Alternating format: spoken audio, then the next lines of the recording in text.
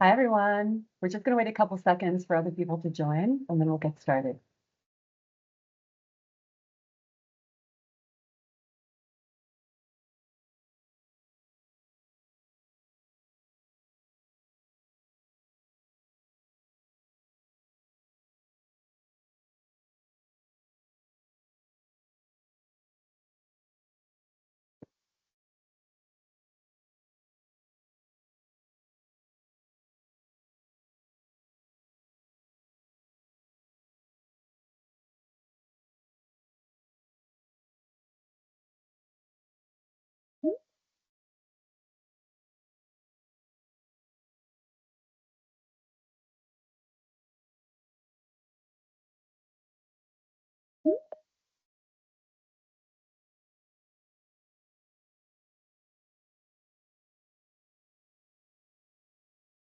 Okay, 101. A few people will trickle in, but we have a little intimate group today.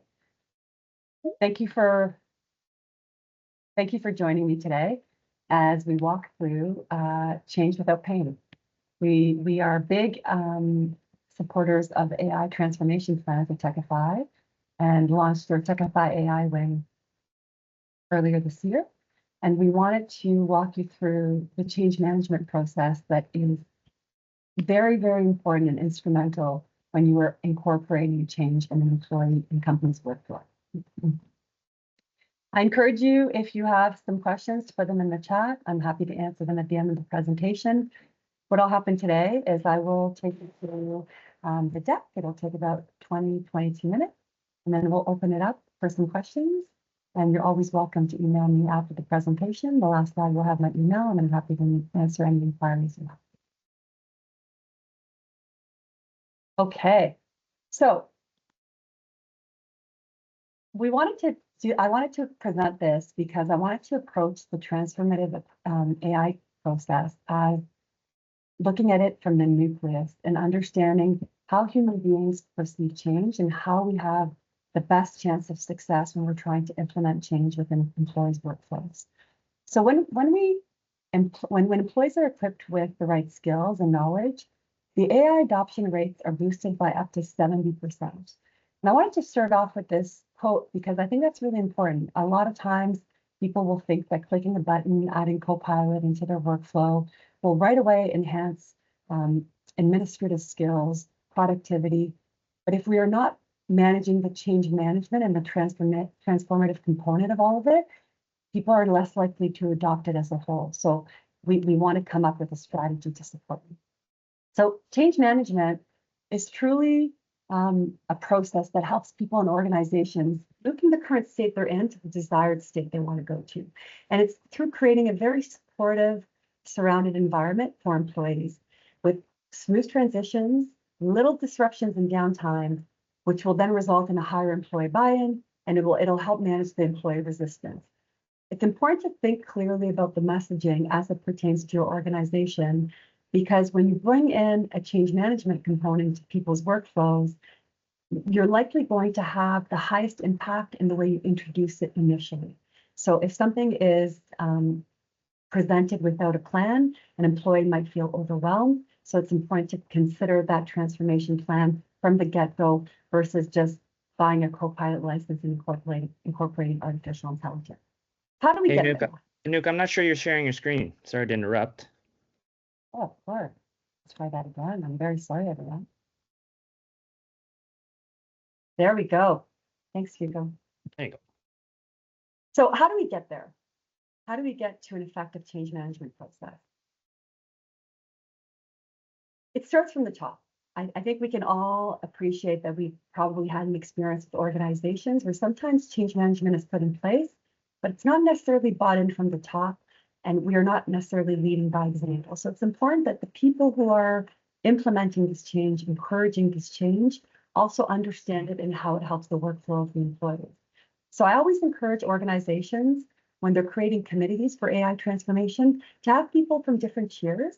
So VPs, directors, presidents, everybody trying the Copilot tools for their workflow so that they can be inspired from all within the organization. You want to plan your transformation. So you want to take the time to do the proper research and development, which we will walk through a little bit further in this presentation, and understand what the end goal is and how you're going to get there. Create an efficient roadmap. You want to embrace it with passion. So this is probably my favorite point. I think a lot of times we want to incorporate change within companies, within employees, but we do it in a more of a transactional way. And AI is transformative in a really exciting way. And I speak from experience because the reason I'm so excited about it is because it's really changed the way I work. And I save hours a week because of these new tools. So when we present it and we create these transformation plans, we want to understand what lights up your organization and what lights up your employees. We want to make the training memorable. So we want to create some team building components to it so that it doesn't feel so transactional for people and they're working together and learning as a group. And we want to create a better workplace. So we want that change to be received as an improvement in an employee's wellness within the workplace that you're creating. I've always had a personal passion for neuroscience and the human brain and how we perceive changes. And that's why I wanted to approach this presentation from a human element.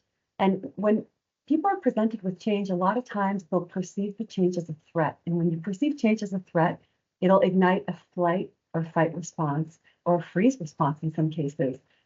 And you'll have employees that'll embrace it and be excited about the change, others that are a bit scared of it, and others that are stuck and they don't really know how to even start. And we need to consider that when we're creating these plans so that we cater to all the different personality types. And some of the techniques we use to help manage the resistance from changing the workflow and incorporating artificial intelligence is we want to be mindful of the employees that we're working with. We want the exposure to be gradual. So we don't want to all of a sudden come in.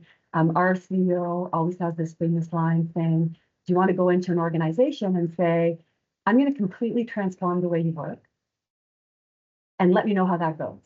And sometimes we don't think about the gradual exposure, which will get a greater buy-in. And we want extremely clear communication. What are our expectations from the employees that are taking part in this transformation plan? What are the timelines and what are the support systems out there to help them get there? Neuroplasticity, and I don't know if any of you ever listened to Huberman, who's my favorite podcaster, a neuroscientist, is the brain's ability to reorganize and form neural connections. And it was previously thought that only kids had that power. And it's been discovered that adults actually have quite strong neuroplasticity as well, and that we can rewire our brain and develop new habits, but it's not overnight. And it takes several months to a year to get somebody to change in a permanent manner the way they were. So if we're creating a plan, we want to take that into consideration. So our plans are 12-month transformation plans to help the employee get the proper research and development for us to understand their issues and to hold their hand and walk them through the change process. It takes on average 66 days to change a habit. So if every night when you go home, you unwind having a bag of chips and watching Netflix, and you decide, you know what, I want to change that habit. I want to start to go home and go for a walk instead. For that change to become more permanent could take up to 2 to 3 months. And so it's the same thing that would apply in incorporating a new workflow within our employees. And then we want to be consistent, right? So if we want something to change within the wiring within our brain, we want to do it every day. Microsoft always says 11 minutes a day for 11 weeks. I think that's a really good model, given the fact it takes 66 days to take change. And it doesn't create a goal that's unattainable for someone. 11 minutes a day is something that is easily achievable. Some of the best practices we found have been successful for change management is, again, clear communication, making sure that you are letting employees know what you want from them and how you want them to get there. Get them involved, right? So I always say, create a hype within your organization. You're going to have some AI superstars who want to embrace Copilot within their 365 environment and who are excited about it, and get a bit of an array of buy-ins when you're creating your success team. Make sure you have the proper training and resources available to your team. You can create that within a SharePoint site, and make sure that there's support on many different levels for the employees that are changing their workflow. Sometimes when people change, they don't want to necessarily say they need more help. They might be embarrassed by it, They might feel discouraged or deflated by it. So we want to ensure that you have all the tools for the different personality types. And the last one is to reward adaptability. And as we go through this deck, you'll see there's different ways of us communicating reports so that you're able to know who are your user superstars within Copilot. Bill Gates said the price of doing the same old thing is far higher than the price of change.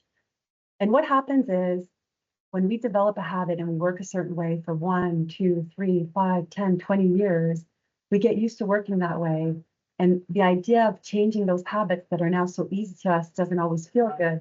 But if we don't change the habits at this point in our lives, we will be left behind because artificial intelligence is not going anywhere. So me included, we've had to change the way we work and the way we approach a lot of the productivity we currently have.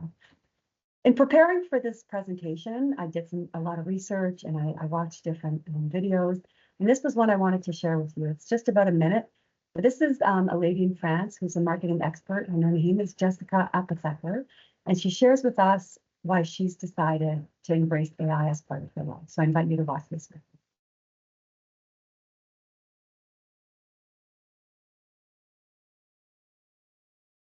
me. Anouk, you might need to share it with volume. I don't know if everyone can hear it. The question becomes, how do we just exploded? And why is that important today? Well, generative AI is coming and is coming to be embedded in the core of our organizations and the way we work, and that will be the next big productivity revolution. So the question becomes, how do we set ourselves up to actually seize this productivity opportunity? I'm a marketer. I spent all my career in marketing and also advising marketing professionals.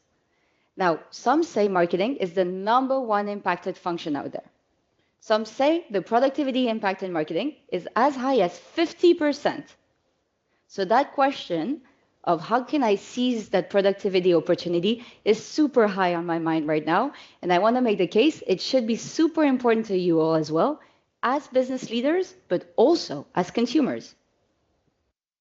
So I won't take you through the whole video, but what I really liked, so I'm a big fan of TED Talks, and what I really liked about Jessica was just how candid and humble she was. And I have to embrace this because it's not going anywhere. If my competitors start to use it, they will have an edge that I will not have. So when you're thinking about incorporating AI, we have 8 simple tips for smoother AI transformation. Number 1, we start off with a use case scenario discovery. We want to understand, how does your business work? And what is the low-hanging fruit in terms of ways we could incorporate Copilot to help your different roles in their daily tasks? We want to gather feedback from your staff. When people have a voice, they're way more likely to buy into a new solution than if that change is imposed onto them without taking in their input. So we meet with different stakeholders to refine the use cases and understand. We use forums to gather survey data, and then we take all of it together and we evaluate the potential AI applications to meet the needs required within your organization. We create a Copilot roadmap. So then we sit with the team within your firm and we go through a step-by-step roadmap so that we are all aligned in the direction in which we are walking. We want to help keep you on track and accountable. I know all of you on this call have very busy schedules. In Toronto, we're very fast-paced, and it can become difficult to keep track and accountability when it comes to that change management piece. So that's why we help you create a roadmap so that you don't get stuck. We want to make sure that you understand the time savings and the impact. So there is a tool that was released a few months ago within Microsoft called Analytics, which is fantastic. It allows us to share reports of time savings and costs so that within your organization, you're able to back up the change management process with data. If you're dealing with boards, if you're dealing with executives, and you have all of that at your fingertips. It helps keep your team on track and accountable. You're able to share the wins as better productivity benefits everyone in your organization. The training component is really, really important. The more I dive deeper into my role within Copilot, I realized that the tailored training programs are very, very effective for the different roles within the company. I led a training program at our actual company, our location with a client a few weeks ago, which was very successful. 6 people came in with their computers. We sat around a table. I had done all my due diligence and gone through all their use cases prior to the training. And I was watching everybody's brains light up and they started to collaborate. And it became almost an internal and external meeting, which was fantastic. It didn't feel like work. And I remember somebody who joined the meeting, who came in, the executive director, said to me at the end of the 2-hour session, I wasn't really looking forward to this because I thought you were going to talk at us for 2 hours, but I really love this. This is going to change my life. This is going to change the way I work and how I can create reports for board members, et cetera, and prepare for HR meetings. So I think that the training component will help a higher adoption rate. It also, like I said, it can create some team building sessions within your team, and we would create ongoing supporting resources. And then you have to, every few months, which we'll talk about on tip 8, evaluate what's the most effective training, because every organization is different. Some organizations would do better with webinars, and some people would prefer hands-on. Some would prefer a bit of a hybrid. So we adapt to your company's needs. The implementation. We want to make it very clear with the employees, what's the implementation plan? So as I mentioned previously, we work on a 12-month plan. The first 1 to 3 months, we do the R&D. So we explore the use cases, we work on creating that roadmap and aligning with the client. Once that is complete, we present it to the employees so that we can get their collaboration on all levels and give them a voice. Then we're able to regularly monitor their progress and provide training and resources and adjust and pivot as needed.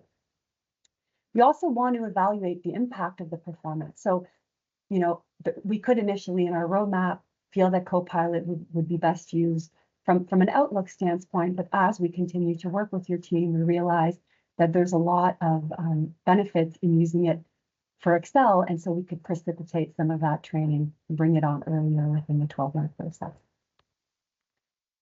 The usage analysis and surveys have been extremely popular and helpful for our clients, because when you're able to have the data to back up the usage, it starts to make more sense why you're investing in these tools. A Copilot license is about $42 a month.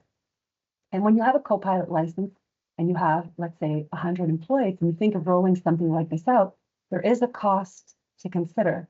But when you're able to get these reports and see where is it being used the most, right? Are you able to, and then you're able to analyze the data to understand and refine all the AI implementation strategies and constantly tweak to make sure that you have the highest adoption rate. And within Microsoft, we have access to all these reports that we would present to you on a monthly and quarterly basis. We like to share success stories. So when we do these team building sessions and training with your teams, we encourage people to share what's really worked well for them, right? We work with a PR firm that's adopting a lot of Copilot, and they will have different roles share that they used it to write a press release, or they used it to prepare for a client meeting. And when people start to hear their peers share how they used it, the testimonials are quite powerful in getting a higher adoption rate. You can also, as we said in the previous slide, demonstrate the measurable outcomes and show these to your team so that they get excited about what it means for their firm. And encourage a culture of recognition. I'm a big fan of prizes. Sometimes it's nice, you know, once a month to give an employee that stood out in terms of the change management component and support them and reward them with just a little prize that their peers can be excited for them to receive. Now, the last thing is the quarterly strategy session. You currently have QSMs with Techify, but Techify AI has its own set of quarterly strategy sessions. And why do we have them? We want to ensure that the transformation alignment is continuing, right? We want to make sure that all the data pertaining to Copilot usage is shared with you and in a nice clean deck so that you can use it to share within your colleagues as well. We want to review the use cases and the training sessions that have the greatest impact. So what we're finding is there are some generic training sessions and webinars we can create that are very helpful to all organizations. But when you apply it to the specific use cases of the employees, they're able to then feel like it adds more value to what they do and share it again with their peers. So finishing off with the quote, we're working in our studying also of the TED Talks. We're working on making these webinars short and sweet so that we enable you to have as much information as you can, but don't take up too much of your time and allow you to have some time to ask questions. But I wanted to end with your success in life isn't based on your ability to change. It's based on your ability to change faster than your competition, customers, and business. And I'll leave you with this personal share. I just got back from Sao Paulo. I was in Brazil for 10 days visiting my family. My sister-in-law has a very successful role as a director of sales over there. And while I was there, she was on numerous webinars about the AI agent that they've now incorporated into Salesforce. And she had explained to me that she had a lot of training coming up because AI was going to become a huge component of what she was selling in regards to Salesforce, and that they were being supported and encouraged to do so. So you can start to see that even in other countries, even in other sectors, people are embracing this change because it's not going anywhere. And we just want you to know that you are not alone in this journey. And we are here to help you through it and answer any questions that you have.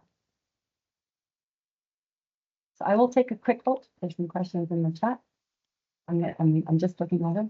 Oh, share my screen. If anybody has any questions, you're welcome to put them in the chat. But if you don't, please feel free to email me at any point if you want more information, if you want to talk a little bit more about how Copilot could help your organization, the step-by-step process that would apply to you, and I'm happy to help you and support you in that.